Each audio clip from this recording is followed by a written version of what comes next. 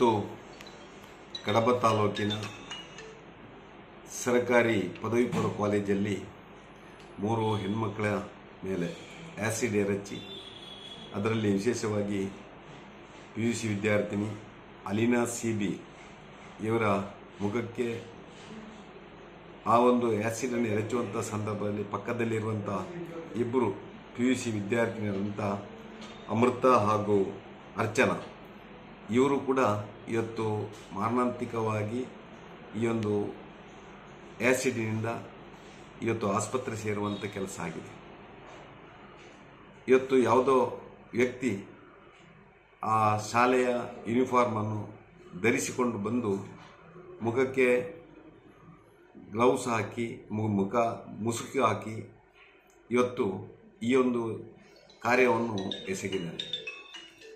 ಇವತ್ತು ಈ ರಾಜ್ಯದಲ್ಲಿ ಮಕ್ಕಳ ಮೇಲೆ ಕೂಡ ರಾಜಾರೋತ್ಸವವಾಗಿ ಇಂಥ ಆಕ್ರಮಣಗಳು ಆ್ಯಸಿಡ್ ರಚಿತಗಳು ಆಗಬೇಕಿದ್ರೆ ಈ ರಾಜ್ಯದಲ್ಲಿ ಕಾನೂನು ಸುವ್ಯವಸ್ಥೆ ಪೂರ್ತಿ ಹದಗೆಟ್ಟಿದೆ ಅಂಥೇಳಿ ಇವತ್ತು ನಮಗೆ ಕಾಣ್ತಾ ಇದೆ. ಯಾವುದೋ ಎಲ್ಲಿಯೋ ದರೋಡೆ ಮತ್ತೊಂದು ಮಾಮೂಲಾಗಿ ಹೋಗಿದೆ. ಆದರೆ ಶಾಲಾ ಮಕ್ಕಳು ಕೂಡ ಇವತ್ತು ಭಯಭೀತರಾಗಿ ಶಾಲೆಗೆ ಹೋಗುವಂಥ ಒಂದು ಪರಿಸ್ಥಿತಿ ನಿರ್ಮಾಣ ಆಗಿದೆ.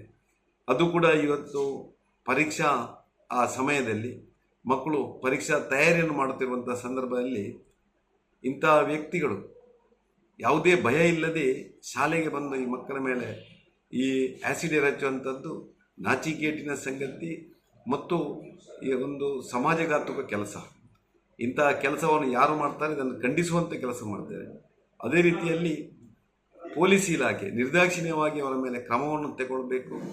ಇವತ್ತು ಎಲ್ಲೆಲ್ಲಿ ಪರೀಕ್ಷಾ ಕೇಂದ್ರಗಳಿದೆಯೋ ಅಲ್ಲಿಗೂ ಸೂಕ್ತವಾದಂಥ ಆ ಒಂದು ಭದ್ರತಾ ವ್ಯವಸ್ಥೆಯನ್ನು ಮಾಡಬೇಕು.